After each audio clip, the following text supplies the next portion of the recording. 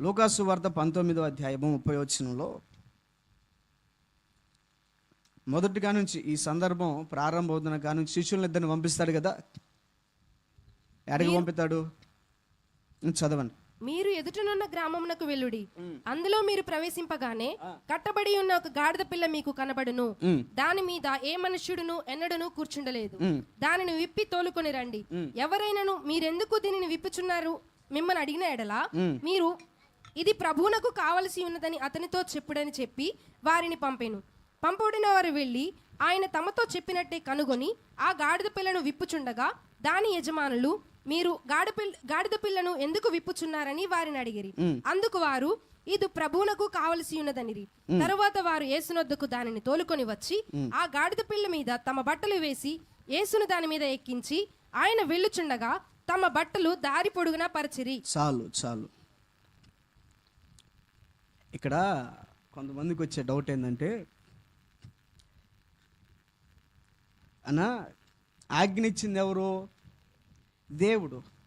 ఏమన్నాడు? నీ పొరుగు అని దేన్ని ఆశింపకూడదు అన్నాడు కదా. మరి యేసు ప్రభు ఎదుటోని గాడిదని ఎందుకు ఆశించాడు? Praise lord. యేసు ప్రభు గాడిదని కొన్నాడా? పెంచాడా? కొన్నట్టు కనపల్లా, పెంచినట్టుగా మనకు కనపడదు. కానీ ఏమంటాడు? బెతాని అనే గ్రామానికి వెళ్ళి అక్కడ కట్టబడి ఉన్న గాడిద పిల్లను తీసుకొని రండి అన్నాడు. లెక్క ప్రకారం ఆ గాడిద ప్రభువుది కాదు, అది వేరే వ్యక్తిది. దాని యజమానుడు వేరు. అయితే ప్రభు ఏం చెప్పాడు? నీ పొరుగు అని దేనిని ఆశింపకూడదు. అది ఎద్దైనా గాడిదైనా దేనిని ఆశింపకూడదు కదా. మరి ప్రభు ఇక్కడ ఆశించాడు కదా. ఆజ్ఞ ఇచ్చినవాడు ఆజ్ఞ మీరుతున్నాడు కదా. Praise Lord. ఆజ్ఞ ఇచ్చినవాడే ఆజ్ఞ మీరుతున్నాడు కదా. అక్కడ ఏమన్నాడు నిర్గమాకాండంలో? దేనిని ఏమేమి ఆశింపకూడదు? ఇల్లు ఆశించకూడదు, భార్యను ఆశింపకూడదు, ఎద్దునైనను. ఇక్కడ ప్రభు దేన్ని ఆశించాడు? గాడిద పిల్లను ఆశించాడు కదా. ప్రభువే మరి ఆజ్ఞ మీరాడు కదా, ప్రభువే తప్పు చేశాడు కదా అని కొంతమందికి ఆలోచన రావచ్చు. అయితే అక్కడే స్పష్టంగా ఉంది. ప్రభు స్పష్టంగా శిష్యులకు చెప్పి పంపించాడు. ఏంటిది? ఫలానా గ్రామానికి వెళ్ళండి, కట్టబడి ఉన్న గాడిద దాని పిల్ల దగ్గర ఉండేది, వాటిని తీసుకుని రండి. వాటి యజమానుడు మిమ్మల్ని అడిగినప్పుడు ఇది ప్రభువుకి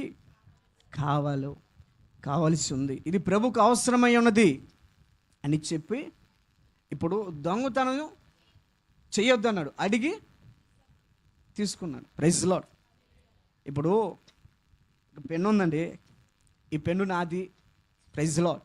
పెన్ను నాది అనుకోండి, నేను ఇక్కడ పెట్టుకున్నా, నాకు తెలియకుండా దీన్ని దొంగతనం చేశారనుకో, అదేమైంది?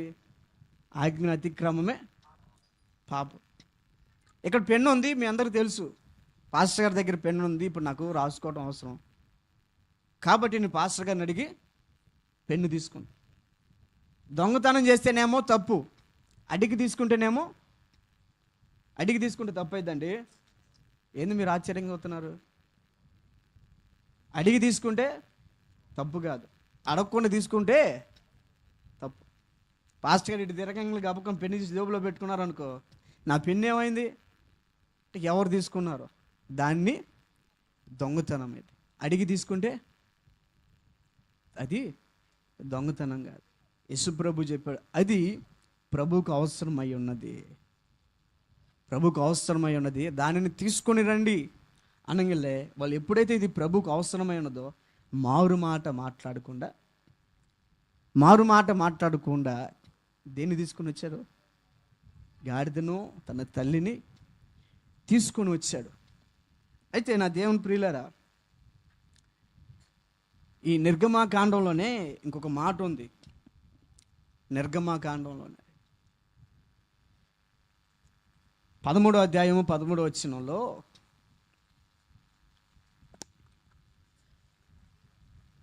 ప్రతి గాడిద తొలి పిల్లను వెల ఇచ్చి విడిపించి చదవండి. ప్రతి గాడిద తొలిపిల్లను వెలయిచ్చి విడిపించి దానికి మారుగా గొర్రెపిల్లను ప్రతిష్ఠించవలెను. అట్లు దానిని విడిపించని ఎడల దాని మెడను విరగదీయవలెను.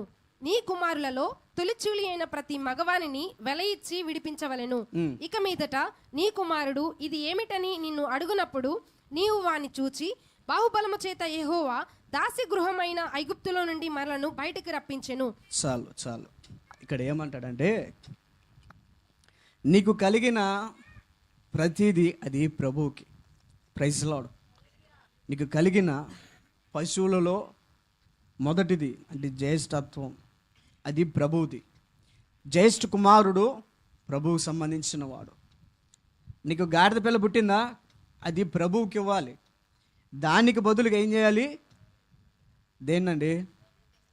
గొర్రె పిల్లను ఇవ్వాలి. గాడిదకి ప్రతిగా గొర్రె పిల్లను ఇవ్వాలి.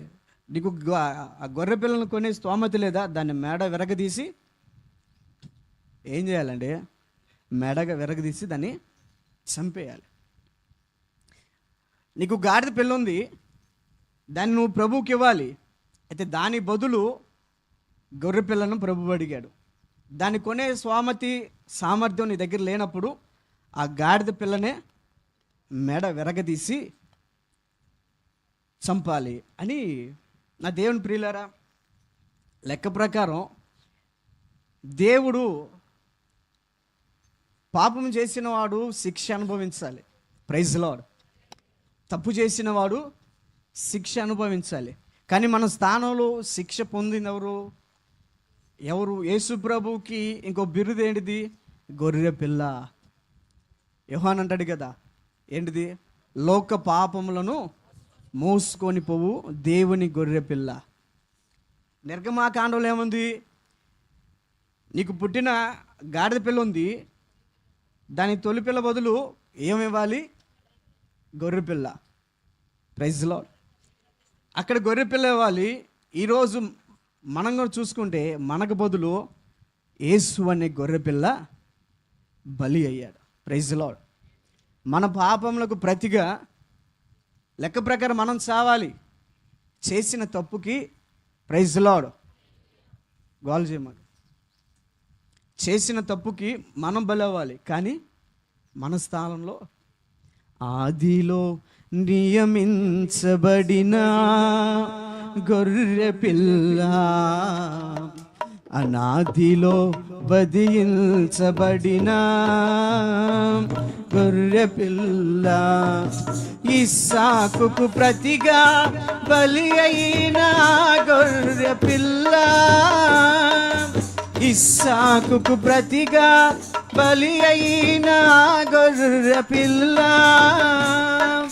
గోల్గతాలో యేసు రూపమై వధించబడిన గొర్రె పిల్ల, గోల్గతాలో రూపమై వధించబడిన గొర్రె పిల్ల, ఆదిలో వధించబడిన పిల్ల, అనాదిలో వధించబడిన గొర్రె పిల్ల.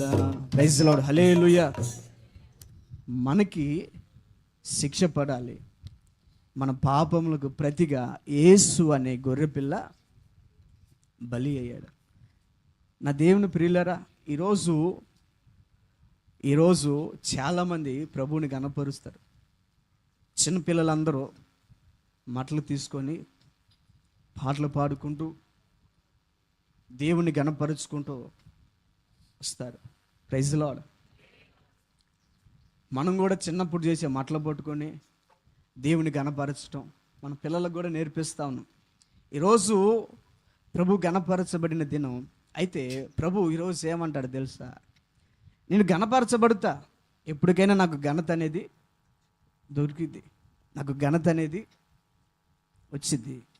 కానీ ఈరోజు ప్రభు ఏమంటాడంటే, ప్రత్యేకంగా నీ నుంచి నేను ఘనత అనేది ఆశిస్తున్నా, నీ నుంచి నేను ఘనత అనేది పొందుకోవటానికి ఆశపడుతున్నా.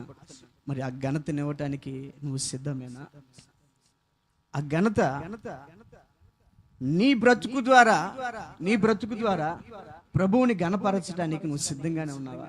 చూడండి, అది ప్రభువుకి కావాల్సిందని ఎప్పుడైతే ప్రభు అన్నాడో, శిష్యులు అన్నారో, దాని యజమానుడు మారు మాట మాట్లాడాల. ఎందుకు? దీన్ని వెల ఇచ్చి తీసుకెళ్ళని అనలా, దీన్ని వెల ఇచ్చి తీసుకెళ్ళని అనలా, మారు మాట మాట్లాడకుండా ప్రభువుకి అప్పగించాడు. ఈరోజు ప్రభు నిన్ను అడుగుతున్నాడు, ప్రభువుకి ఇవ్వడానికి నువ్వు సిద్ధంగా ఉన్నావా? ఏదైనా ప్రభు నిన్ను ఏదైనా అడిగినా అది ఇవ్వడానికి నువ్వు సిద్ధంగా ఉన్నావా? అయితే ఫస్ట్ ఆఫ్ ఆల్ ప్రభు అడిగేది ఏంటంటే నీ మనస్సును అడుగుతున్నాడు. Praise lord. నీ మనస్సును అడుగుతున్నాడు, నీ హృదయాన్ని ప్రభు కోరుకుంటున్నాడు. అది ఇవ్వటానికి నువ్వు సిద్ధమేనా?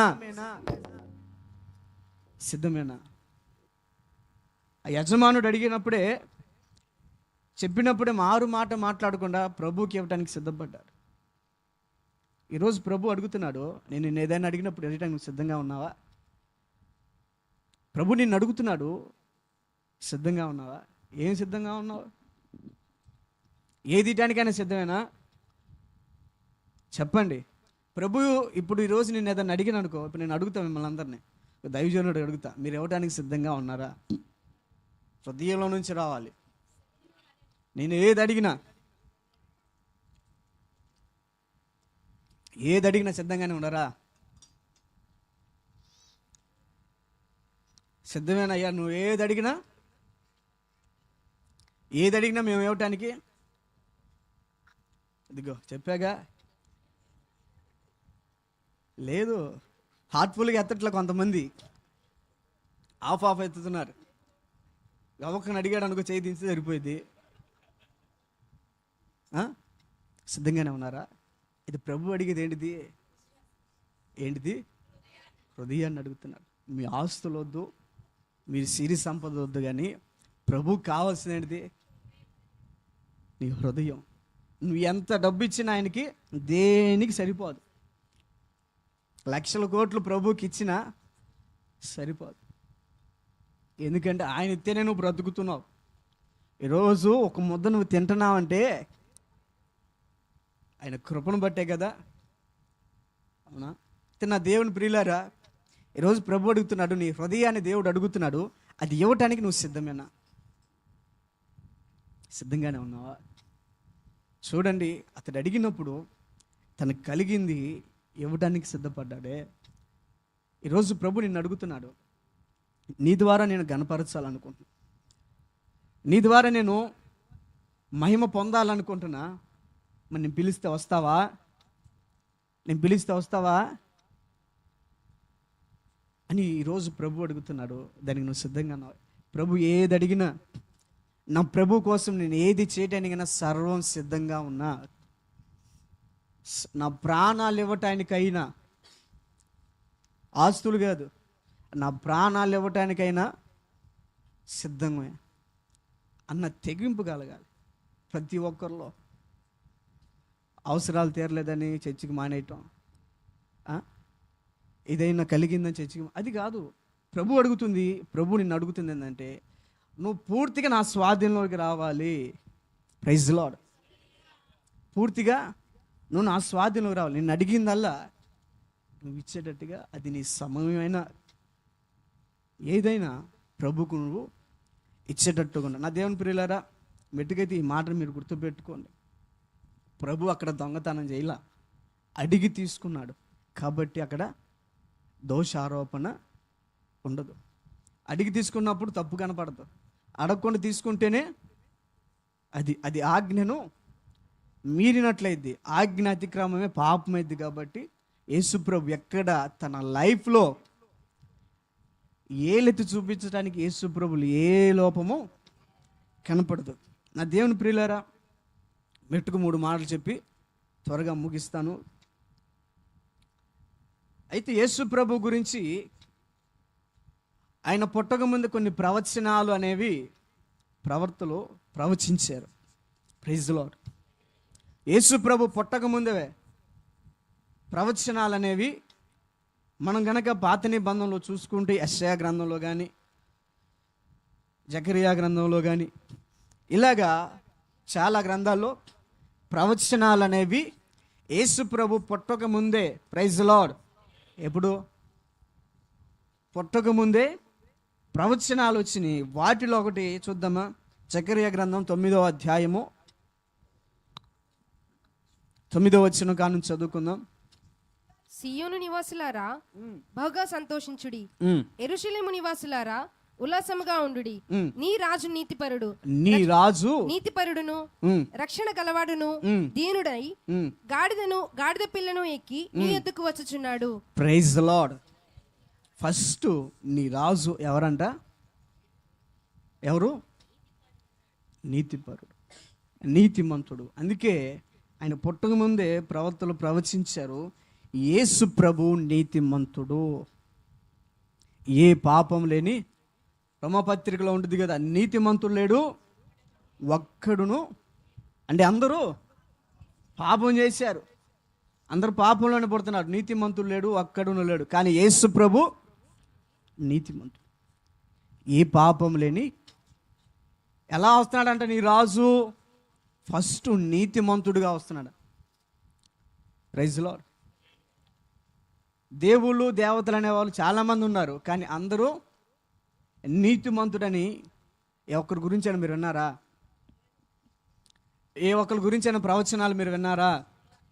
చెప్పనండి. కానీ ప్రవచనం ఎవరి ద్వారా పుట్టింది? ఎవరి గురించి వచ్చింది? యేసు ప్రభు.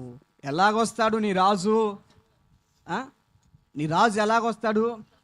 నా రాజు నీతిమంతుడిగా వస్తున్నాడు. ఏ పాపం లేని పరిశుద్ధుడిగా యేసు ప్రభు భూమి మీదకి అడుగు పెడుతున్నాడు. యేసు ప్రభులో ఏ పాపము లేదు, ఏ పాపం చేయని పరిశుద్ధుడు యేసు ప్రభు. మన రాజు ఎలా వస్తున్నాడు? నీతిమంతుడిగా వస్తున్నాడు. ఏ వ్యక్తి ఏలెత్తి చూపించడానికి కానీ, ఏ వ్యక్తి యేసు ప్రభుని దూషించడానికి కానీ పాపం లేని పరిశుద్ధుడు, నీతిమంతుడు. అనీతిమంతుడు కాదండి. రాజులు సైతమే బెంబేలెత్తిపోయారు యేసు ప్రభులో లోపం కనుక్కుందామని. Praise the lord. రాజులు సైతమే, ఇప్పుడు అధికారి తలుచుకుంటే, ఒక పోలీస్ అధికారి తలుచుకుంటే వాడు తప్పు లేకపోయినా వాడి మీద తప్పు వేయచ్చు. Praise the lord. ఏదో ఒక రకరకాల కారణాలు చూపించి వాడి మీద తప్పు వేయచ్చు. అవునా? ఏది వాడి మీద ఒక పగబట్టి వీడిని ఎట్టాగైనా నాశనం చేయాలరా అని ఎవరైనా ఆలోచించి, ఒక అధికారి కనుక ఆలోచిస్తే వాడి మీద శిక్ష వేయొచ్చు. కానీ రాజులకు కూడా అర్థం కాలే. యేసు ప్రభులు ఎక్కడైనా లోపం కనపడిద్దామో, ఎక్కడైనా లోపం కనపడిద్దామో, ఎవరినైనా దూషించాడేమో, ఏ అధికారినైనా నోరెత్తి మాట్లాడాడేమో, ఎక్కడ ఎవరు మరి పాపం చేసేవాడా? కాదు, నీతిమంతుడా. ఏ పాపం లేని పరిశుద్ధుడు యేసు ప్రభు. నీ రాజు మొదటిగా ఎలాగొస్తున్నాడంట? నీతిమంతుడిగా వస్తున్నాడు. ఏ పాపం లేని పరిశుద్ధుడిగా భూమి మీదకి. రెండవది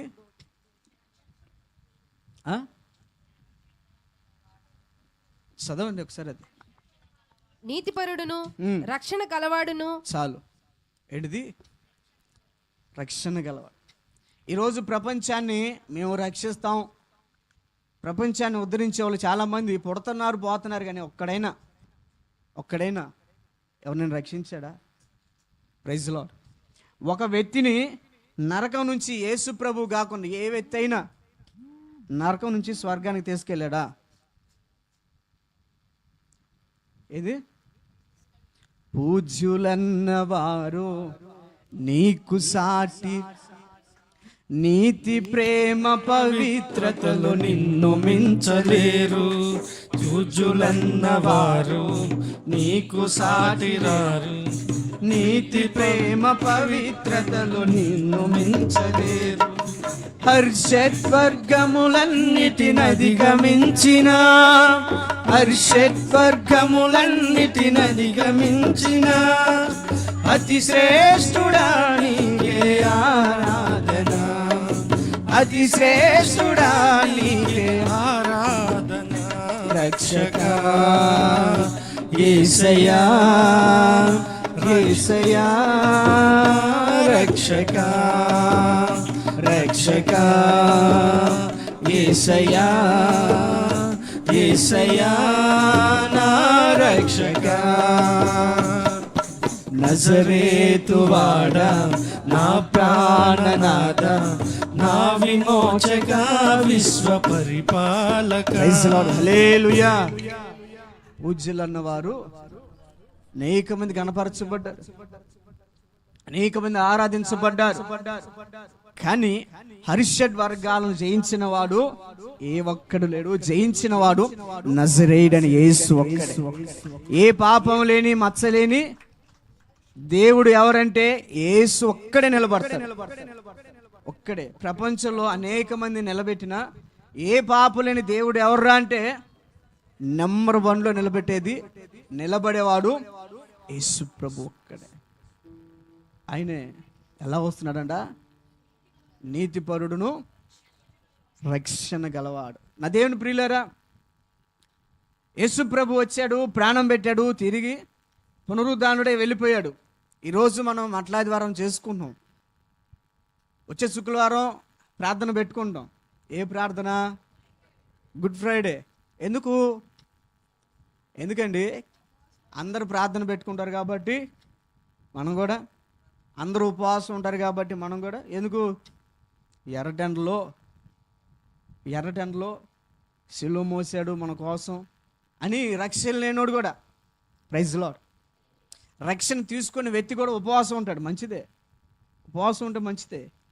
అసలు ఆయన ఎందుకు వచ్చాడు, ఎందుకు ప్రాణం పెట్టాడు, ఎందుకు తిరిగి లేచాడు అనేది ఒక చిన్న ఆలోచన కలిగితే, చిన్న ఆలోచన తన మదిలో కలిగితే అతడు రక్షణ పొందకుండా ఉండలేడు.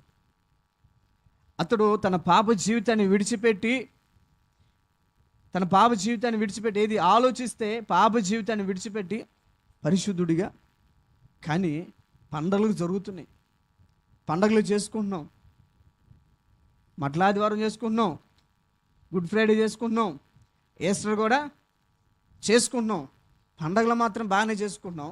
అసలు పండగ ఎందుకు చేసుకోవాలనేది ఆలోచించారు ఎప్పుడైనా? Praise lord. పండగ ఎందుకు చేసుకోవాలి నేను అడుగుతున్నా ఈరోజు. పండగ ఎందుకు చేసుకోవాలి? ఎందుకు చేసుకునేది ఏందన్నా? అందరూ చేసుకున్నారు కాబట్టి చేసుకుంటున్నాం, అందరూ ఉపవాసం ఉన్నారు కాబట్టి ఉపవాసం ఉంటున్నాం, అందరూ ప్రార్థనకు వస్తున్నారు కాబట్టి నువ్వు ప్రార్థన రా, ఉపవాసం ఉండు, మంచిదే. కానీ ఎందుకు నువ్వు పండగ చేసుకుంటున్నావు? దేనికి పండగ చేసుకుంటున్నావు? నా చిన్న దాని గురించి నువ్వు ఆలోచిస్తే, ఆ త్యాగాన్ని గురించి కనుక నువ్వు ఆలోచిస్తే నువ్వు రక్షణ పొందకుండా ఉండలేవు. నీ రాజు ఎలాగ వస్తున్నాడంటే నిన్ను రక్షించేవాడిగా వస్తున్నాడు. Praise lord. నీ రాజు యేసు ప్రభు ఎలాగ వస్తున్నాడంటే మనలందరినీ రక్షించడానికి వస్తున్నాడు. Praise lord. అందరిని రక్షించేవాడిగా, శాప పాప బంధకాల నుంచి విడిపించేవాడిగా ప్రభు వస్తున్నాడు, రక్షకుడిగా. ఇది ఒకటి ఆలోచించండి. మూడోది దీనుడై. ఫస్ట్ ఏమో నీతిమంతుడిగా వస్తున్నాడు, రెండవది రక్షించేవాడిగా, మూడవది ఎలాగొస్తున్నాడంట? దీనుడై. మిగతా కింద వచనాలు కూడా ఉన్నాయి కదా. గుర్రం ఎక్కువ వస్తున్నాడా, గాడిద ఎక్కువ వస్తున్నాడా? Praise the lord. ఆయన యుద్ధం చేసేవాడు కాదంట. మన రాజు, మన దేవుడు యుద్ధం చేసేవాడు కాదు. కత్తులు పట్టుకొని, కటారాలు పట్టుకొని, బాణాలు పట్టుకొని యుద్ధం చేసేవాడు కాదంట. మన రాజు ఎలా ఉంటాడు తెలుసా? హృదయాంతో యుద్ధం చేసేవాడు, హృదయాన్ని గెలిచేవాడు. తన ప్రేమను చూపించి, తన త్యాగాన్ని చూపించి, తన ఓర్పును చూపించి హృదయాన్ని గెలిచేవాడు. ఖడ్గాలతో యుద్ధం చేసి గెలిచేవాడు కాదు మన దేవుడు. దేవుడితో అంట తన శిలువ త్యాగాన్ని తగ్గించుకొని మనుషులన్న మాటలన్నీ సహించి, ఉమ్మును సైతం సహించి, నోటికి వచ్చిన మాటలు. మిమ్మల్ని ఎప్పుడైనా ఒక్కరిలో వ్యభిచారం వల్ల పుట్టినవాడని ఎవరన్నా ఒక్క మాట అంటే మనకి ఎంత కోపం వచ్చింది, కొట్టి ఎంత కోపం వచ్చింది. అవునా? ఏందన్నా వాడు అమ్మని తిడుతున్నాడు, ఏంది మమ్మల్ని తిడుతున్నాడు ఏందన్న ఒక మాట ఎదుటో నుంచి వచ్చిందనుకో కోపం వచ్చింది. వాడు 10 దెబ్బలు వేసిన ఒక్క దెబ్బ అయినా వేయాలనిపించిందే? అవునా కాదా? వ్యభిచారం వలన పుట్టినవాడన్న సొంతోళ్ళే అతనికి మైండ్ పోయింది, మైండ్ స్థిమితి లేదు. ఆయన తీసుకెళ్ళడానికి ఇంటికి వచ్చారని అన్నారు. ఎవరో రక్త సంబంధికులు, తన తర్వాత పుట్టిన వాళ్ళు. అన్ని మాటలన్నా మౌనంగా సహించాడు. ముఖాన ఉమ్మిని ఉంచుకున్నాడు, కొరడాతో కొట్టించుకున్నాడు. నా దేవుని ప్రియులరా, తెలియకుండా మనం ఎవరికైనా మన కాలు ఒక వ్యక్తికి తగిలిందనుకో సీరియస్ అవుతాడు ఆవిడ. మరి ఆయన్ని పిడుగుద్దులు గుద్దారంట. ఎంతగా అవమానానికి అప్పగించున్నాడు. కానీ మన రాజు, మన యేసయ్య ఓడిపోలా. హృదయాలను గెలుచుకున్నాడు. తన ప్రేమను చూపించి హృదయాలను గెలుచుకున్నాడు. దీనుడై సహించాడు. ఇప్పుడు యేసుప్రభుకి ఏమైనా తక్కువ అండి? యేసుప్రభుకి ఏమైనా తక్కువ? అపవాది గారికి తెలుసు, నువ్వు తలుసుకుంటే ఏదేం చేస్తావు, నువ్వు అక్కడి నుంచి దూకు, దేవదూతలు నిన్ను కాపాడితే. ఎందుకంటే నువ్వు దేవుని కుమారుడివి. యేసుప్రభుకు తెలుసు. ఆయన గనక వాళ్ళు వేసిన కొరడా దెబ్బని ఎదురు తిరిగాడా? మీరెవర్రా నన్ను కొడతానికి అని యేసుప్రభు కనుక ఒక్క మాట వచ్చాడా? పరలోక సైన్యం మొత్తం దిగిద్దా. అధికారం ఉంది, పరలోక సైన్యం మొత్తం దిగిద్దే. కానీ ఒక్క దూత చాలు అందరిని నాశనం చేయటానికి. కానీ మౌనంగా సహించాడు. దీనుడిగా, దీనత్వం కలిగి మౌనంగా సహించాడు. ఓడిపోయాడా? ఎవరో మన రాజు, మన దేవుడు ఓడిపోయాడా? ఓడిపోడాయన. ఆయన గెలిచేది కత్తులతో కాదు, బాణాలతో కాదు, పెరంగ గుండ్లతో కాదు. రాజులు, ఇప్పటి కాలం రాజులు గెలిచేది ఎలాగంటే వీటితోనే గెలిచేది. కానీ మన యేసు ప్రభు దేంతో? హృదయాలను గెలిచేవాడు, మన హృదయ సీమలను ఏలేవాడు ఆయన. అందుకే దీనుడిగా తగ్గించుకొని నీ దగ్గరికి వచ్చాడు. నా దేవుని ప్రియులరా, చెప్పడానికి సమయం చాలా ఉంది, కానీ వాతావరణం ఎండ ఎక్కువగా ఉంది. అయితే మెట్టుకు 3 మాటలు నీ మనస్సులో పెట్టుకో. 3 మాటలు ఏంటిది? ఫస్ట్, మన రాజు ఎలాగొస్తున్నాడంట? ఎలాగా? నీతిమంతుడిగా వస్తున్నాడు. రెండవది, రక్షించేవాడిగా.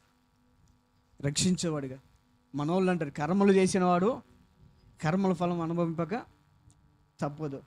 మన దేవుడు, నువ్వు కర్మలు చేసావా, నువ్వు పాపం చేసావా, అయితే అవి నా మీదే, నేనున్నా, నీ పాపాన్ని మోయటానికి నేను సిద్ధంగా ఉన్నా. మూడవది దీనుడై తగ్గించుకున్నాడు. తిట్టులను, అవమానాలను సహించాడు. నోటికొచ్చిన మాటలను సహించాడు. నీకోసం ఎన్నో సహించాడు. యోహాను సువార్తలో ఒక మాట ఉండేది, ఆయన చేసిన కార్యాలు రాయటానికి ఏందంట?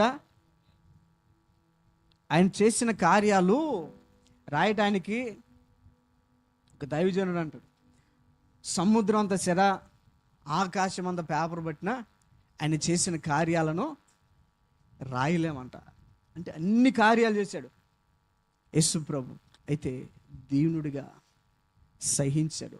ఇప్పటికి కూడా ఆయన నిన్ను ప్రేమిస్తానే ఉన్నాడు. తమ్ముడా, ఆయన నిన్ను ఇప్పుడు కూడా ప్రేమిస్తున్నాడు. నువ్వు ఇప్పటికైనా నీ మనసు మార్చుకొని ప్రభువు దగ్గరికి వచ్చినట్లయితే, ప్రభు పాదాలు పట్టుకున్నట్లయితే ఆయన మళ్ళీ నీ కృప చూపుతాడు. మళ్ళీ ఆయన నీ కృప చూపుతాడు. ఎందుకు? ఈరోజు మన రాజు ఎలాగొచ్చాడంట? ఇది ఎప్పుడు ప్రవచనం అండి? యేసుప్రభు పుట్టిన తర్వాత పుట్టకముందుదా? పుట్టకముందే ఇలాగొస్తాడని చెప్పాడు. దేని మీద వస్తాడు? హార్బాటాలు ఆయనకు అవసరంలా. Praise lord. హార్బాటాలు అవసరంలా, అడావుడి అవసరంలా. నీ రాజు గాడిద పిల్లని ఎక్కి నీ దగ్గరికి వస్తున్నాడు. కనుక ఈ 3 మాటలు, నా దేవుడు నీతిమంతుడిగా వస్తున్నాడు, నా దేవుడు నన్ను రక్షించేవాడిగా వస్తున్నాడు, నా దేవుడు దీనుడు, దీనత్వం కలిగిన వాడు. ఎవరిని నోరెత్తి యేసుప్రభు ఎక్కడైనా మాట్లాడాడు? యేసుప్రభు నోరెత్తి ఎక్కడైనా మాట్లాడా? ఒక్కరిని దూషించాడా? ఆయనకి ఎప్పుడు కోపం వచ్చింది? మందిరాన్ని వ్యాపారంగా పావురాళ్ళను గొవ్వలను అమ్ముకుంటున్నప్పుడు అప్పుడు కొరడా పట్టుకున్నాడు. Praise lord. అప్పుడు కొరడా పట్టుకున్నాడు. ఆ విషయంలో అంటే దేవుని మందిరాన్ని వీడు వ్యాపారంగా వాడుకుంటున్నారు అని వాళ్ళని అక్కడికి అందించాడే. కానీ ఎక్కడ ఆయన నోటి నుంచి ఒక బూతు మాట కానీ, దూషణకరమైన మాట కానీ, ఎక్కడైనా వ్యభిచారం చేసే స్త్రీని ఏమన్నాడండి? మనం ఏమంటాం? మనసులో మాట చెప్పండి, ఏమంటాం? మంచిగా బలగరెత్తామా? దగ్గరకు మంచిగా తీసుకుంటామా? ఎందుకు? ఆమె వ్యభిచార పాపంలో ఉంది కాబట్టి ఆమెతో మనకి సహవాసం వద్దు అని అమ్మని ఎవరైనా పిలుస్తారా? Praise lord. దానికి వ్యతిరేకమైన మాట అంటారు. అది మీ అందరికీ తెలుసు కదా, దానికి వ్యతిరేకమైన మాట. కానీ యేసుప్రభు ఏమన్నాడు? అమ్మా, ఇక నువ్వు పాపం. అక్కడ గెలిచాడండి హృదయాన్ని ఆయన. మన రాజు ఎలా గెలుస్తాడు? ప్రేమించి హృదయాలను గెలిచేవాడు. అక్కడ ఆమె హృదయాన్ని గెలుచుకున్నాడు. ప్రేమను చూపించి తండ్రిగా, దీనుడిగా, నీతిమంతుడిగా, రక్షకుడిగా అక్కడ హృదయాన్ని గెలుచుకున్నాడు. ఇక ఆమె జన్మలు ఎక్కడ పాపం అనేది చేయాల. ఇప్పుడు కూడా ఆయన తన ప్రేమను బట్టే నీ హృదయాన్ని గెలవాలనుకుంటున్నాడు. రక్షణ పొందిన వాళ్ళు ఉన్నారు, రక్షణ లేకుండా ఉన్నోళ్ళు కూడా ఉన్నారు. Praise lord. ఇప్పుడు ఆదివారం చెప్పాను, మళ్ళీ చెప్తున్నా, ఇకనైనా నీ పాప జీవితాన్ని విడిచిపెట్టు. ఇకనైనా నీ పాప జీవితాన్ని విడిచిపెట్టు. యేసు వైపు తిరుగు. ఆయన ఎందుకు వస్తున్నాడంటే నిన్ను రక్షించడానికి వస్తున్నాడు. ఆయన నిన్ను రక్షించడానికి వస్తున్నాడు. ఇకనైనా నీ పాప జీవితాన్ని విడిచిపెట్టి ఆయన వైపు కనుక నువ్వు తిరిగినట్లయితే అత్యధికమైన కృప చూపుతాడు. నా దేవుని ప్రియులరా, మరి ఎవరున్నారో తెలీదు. ఇక్కడ రక్షణ లేకుండా చాలామంది ఉన్నారు. ఇకనైనా నువ్వు నీ పాప జీవితాన్ని విడిచిపెడితే, ఇకనైనా నీ పాపములను కడుక్కొని యేసు రక్తము ద్వారా నీ ప్రతి పాపమును కనుక నువ్వు కడుక్కుంటే నీకు అత్యధికమైన కృప చూపుతున్నాడు. ఎందుకు? నిన్ను రక్షించడానికి వచ్చాడంట. ఏమంటున్న ప్రవచనం? నీ రాజు ఏంటిది? నీతిమంతుడు, రక్షణ గలవాడు, నిన్ను రక్షించేవాడు. యేసు అనే పేరుకి అర్థం ఏంటిది? రక్షకుడు, రక్షించేవాడు. యేసు ప్రభువు ఈరోజు నీ దగ్గరికి వస్తున్నాడు. నీ హృదయాన్ని ఆయనకి ఇవ్వడానికి సిద్ధమేనా?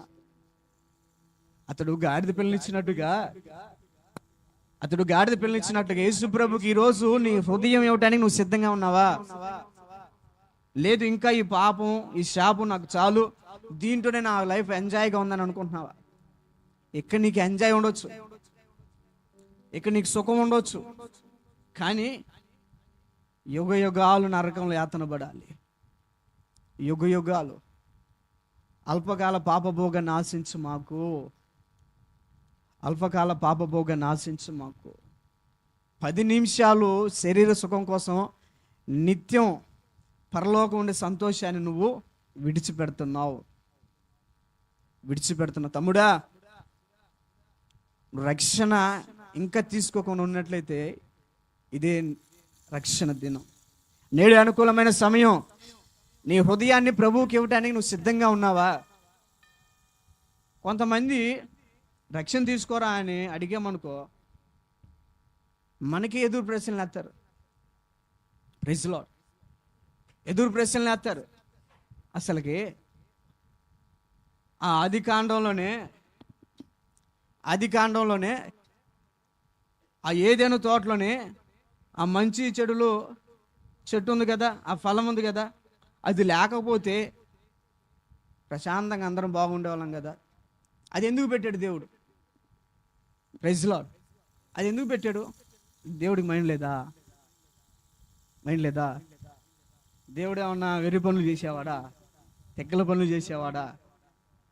నన్ను చాలామంది అడిగారు, అన్నా సార్ రక్షణ తీసుకుంటా కానీ అసలు దేవుడు అప్పుడు ఎందుకు చేశాడు? అది ఏది? జీవవృక్ష ఫలం ఉంది, అదొకే, ఇది ఎందుకు పెట్టాడు? ఇది పెట్టకుండా ఉంటే అందరం బాగుండేవాళ్ళం కదా, అందరం ప్రశాంతంగా ఉండేవాళ్ళం, ఏ ఇబ్బంది వచ్చేది కాదు. ఎందుకు పెట్టాడు అని, అరే నువ్వు బాబా నువ్వు రక్షణ తీసుకోరా బాగుంటుంది అంటే ఇలాంటి డొంక తిరిగి ప్రశ్నలు వేసి అంటే వాళ్ళేదో మేధావుల్లాగా అతి జ్ఞానం కలిగిన వాళ్ళలాగా వాళ్ళ జ్ఞానాన్ని మొత్తం ఉపయోగిస్తారు. కానీ ఇప్పుడు దేవుడు అంటాడు, మనిషికైనా దేవదూతకైనా పరీక్ష అనేది ప్రాముఖ్యం. Praise lord. ఎవరికి? మనుషుడికైనా దేవదూతకైనా. ఆయన దేవదూతల్లో పరీక్ష పెట్టాడు, మనుషులకు కూడా. ఆయన ఏం చెప్పాడు? అదొక్కటి తినొద్దురా అన్నాడు. అన్నీ తిను, అదొక్కటి తినొద్దు అన్నాడు. కానీ నెల్లు తిన్నారు. ఈ శాపం మనకు వచ్చింది. దేవుడే తప్పు చేసేటని చాలామంది ఇలాంటి ప్రశ్నలు వేసి రక్షణని నిర్లక్ష్యం చేసేవాళ్ళు, రక్షణని ఆపుకునేవాళ్ళు. నా దేవుని ప్రియులారా, మనిషి అన్నవాడికి ప్రతి ఒక్కడికి రక్షణ అవసరం. దేవుడు ప్రతి మనిషిని పరీక్షిస్తాడు. మనిషి అనేవాడు రోబోనా స్వతంత్ర జీవి? ఏంటిది? ఎవరో చిరంజీవి అంటున్నారు. మనిషి అనేవాడు ఒక రోబో లాంటోడా లేకపోతే స్వతంత్ర జీవి? దేవుడు ఆ స్వేచ్ఛనిచ్చాడు. Praise lord. ఆ స్వేచ్ఛ. ఒక రోబోలాగా ఆదాముని అవ్వని చేశాడనుకో, పొద్దున్నే రోబోలాగా నడవటం, చెట్లు నీళ్లు పెట్టడం, ఛార్జింగ్ అయిపోగానే ఛార్జింగ్ పెట్టుకోవడం, అక్కడ కూర్చోవటమే. ఎవరిని? రోబోలు అయితే. ఇప్పుడు రోబో రెస్టారెంట్లు చాలా కనపడ్డాయి కదా, ఫస్ట్లో బాగా ఫేమస్ అయిపోయినాయి. ఇప్పుడు రోబోలు మొత్తం స్టోర్ రూమ్లో పక్కన పెట్టేశారు. ఎందుకు? రోబోలు పని చేయట్లా. Praise lord. అంటే దాంట్లో ఒక పార్ట్ రిపేర్ వస్తే తర్వాత దానికి పనికి రాదు. దానికంటే ఒక లైఫ్ ఉండేది. ఇప్పుడు కారు కొంటే కారుకి లైఫ్ ఇస్తాడు, 15 సంవత్సరాలు లైఫ్ ఇస్తాడు. బైక్ కొన్నా ప్రతిదానికి లైఫ్ ఉండేది. మనిషిని ఆయన రోబోలాగా చేయలా, స్వతంత్ర జీవిగా దేవుడి మీద ఆధారపడే వ్యక్తిగా చేశారు. రోబోలాగా చేసుంటే ఇప్పుడు కూడా అందరం ఏదైనా తోటలో తిరుగుతా, పాటలు పాడుకుంటా, రోబోలాగా తిరుగుతా, ఆ కాయలు ఈ కాయలు మొత్తం తిరుగుతూ ఉండేవాళ్ళం. కానీ దేవుడు అలా చేయలే. మనల్ని స్వతంత్ర జీవిగా, దేవుడి మీద ఆధారపడే వ్యక్తిగా, దేవుని మాటకు లోబడే వ్యక్తిగా ఏర్పరచుకున్నాడు. వాళ్ళు ఏం చేశారు? ఆజ్ఞ అతిక్రమమే పాపం. పాపం అంటే ఏంటంటే ఆజ్ఞ అతిక్రమమే పాపం. దేవుడు చెప్పింది, దేవుడు ఏదైతే చెప్పాడో అది చేయాలి, చేయొద్దు అన్నది చేయకుండా ఉండాలి. కానీ మనం ఏం చేసాం? రివర్స్ చేసాం. కాబట్టి పాపం ఇప్పటికి మనం లేలుతుంది. కొన్ని ఇలాంటి ప్రశ్నలు పెట్టుకొని ఏదో సాధించాము, ఏదో చేద్దామనుకుని రక్షణ కూడా నిర్లక్ష్యం చేసేవాళ్ళు చాలామంది ఉన్నారు. దయచేసి చెప్తున్నా, దేవుడు మనల్ని స్వతంత్ర జీవులాగా హృదయపూర్వకంగా దేవుడి మీద ఆధారపడే వ్యక్తుల్లాగా చేసుకున్నాడు. కానీ రోబో అనుకో, ఒక టైం పెట్టుకున్నాడు అనుకో, పొద్దున్న 10ంటికి ఈ రోబో దేవుని ఆరాధించాలనుకో, కరెక్ట్గా 10ంటికల్లా దేవుని ఆరాధించింది, 1ంటికల్లా అయిపోయింది.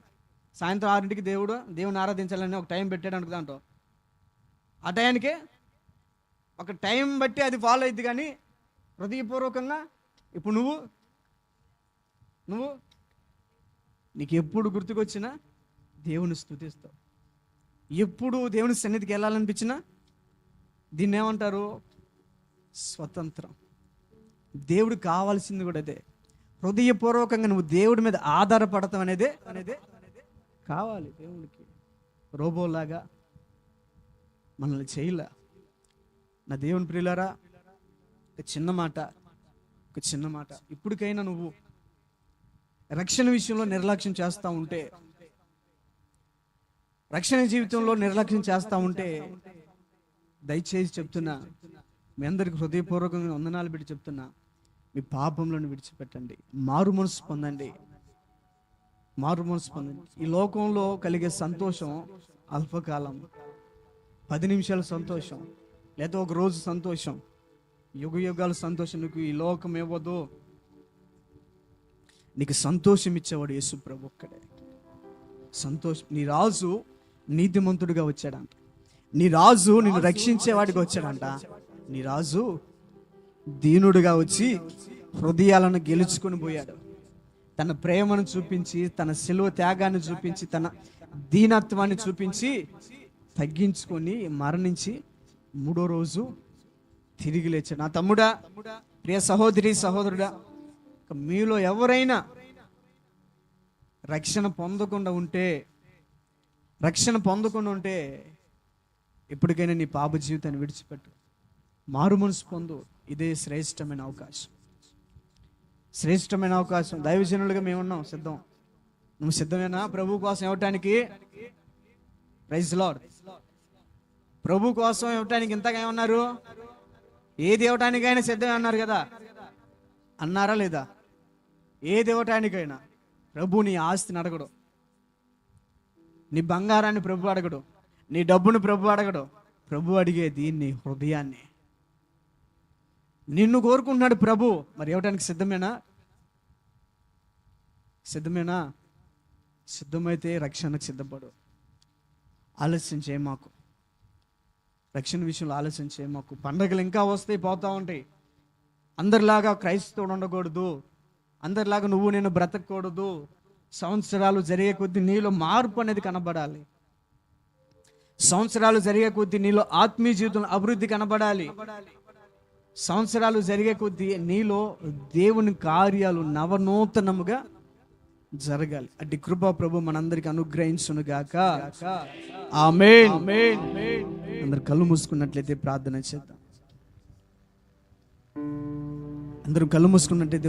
చేద్దాం.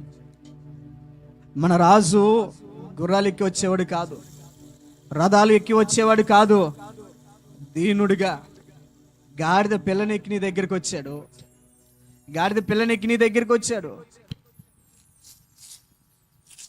రాజు అయ్యుండి తగ్గించుకున్నాడండి. ఏ రాజునైనా మీరు చూశారు గాడిద పిల్లనెక్కి రావటం? చూడం. ఎందుకు? రాజు ఏంది, గాడిద పిల్ల ఏంది? రాజు రథాల మీద తిరుగుతాడు, గాడిదనికి రాజు తిరుగుతాడా? కానీ మన రాజు దీనుడిగా వచ్చాడు, తగ్గించుకొని వచ్చాడు. గాడిద పిల్లనెక్కి నీ దగ్గరికి వచ్చాడు. కేవలం నీ కోసం వచ్చాడు. కేవలం ప్రభు నీ కోసమే వచ్చాడు. నీతిమంతుడిగా వచ్చాడు, యేసు ప్రభువులో ఎటువంటి పాపం లేదు, ఎటువంటి పాపం లేదు. ఏ పాపం లేని నీతిమంతుడైనా, ఏ పాపం లేని నీతిమంతుడైనా యేసు ఒక్క మాట చెప్పు, నేనే తప్పు చేయలేదని ఒక్క మాట చెప్పు, నిన్ను విడిచిపెడతావు, నాకు అధికారం ఉంది, నీకు విడుదల ఇవ్వటానికి నాకు అధికారం ఉంది, ఒక్క మాట చెప్పు. అయినా మౌనంగా సహించాను. నీతిమంతుడే కానీ రక్షకుడిగా వచ్చాడు, నిన్ను రక్షించేవాడిగా వచ్చాడు. నేనే తప్పు చేయలేదని ఒక్క మాట అంటే విడుదల కలిగేది, యేసు ప్రభుకి విడుదల కలిగేది. కానీ రెండో మాట, ఆయన రక్షకుడు అంట. నీతిమంతుడు అన్నది నిజమే, రక్షకుడు అన్నది కూడా నిజమే. నేను గనక ఈ క్షణాన నోరు విప్పితే, నోరు తెరిస్తే నాకు శిక్ష పడదు, కానీ నా బిడ్డలు శిక్షకు పాలవుతారు, నా బిడ్డలు ఆ శిక్షను పొందుతారు. కాదు, నేనే ఆ శిక్షను పొందాలి, నేనే ఆ శిక్షను పొందాలి అని మౌనంగా ఉన్నాడు.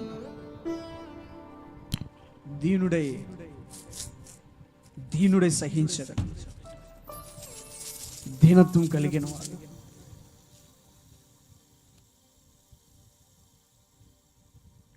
ప్రార్థన చేయముడా, రక్షణ విషయంలో ప్రార్థన చేసుకో. నాకు ఆ కృపనివయ్యా, నాకు రక్షణ మారు మనసునివయ్యా, పరిశుద్ధుల్లాగా నేను బ్రతికే కృప దయచేయ. ప్రార్థన చేసుకో.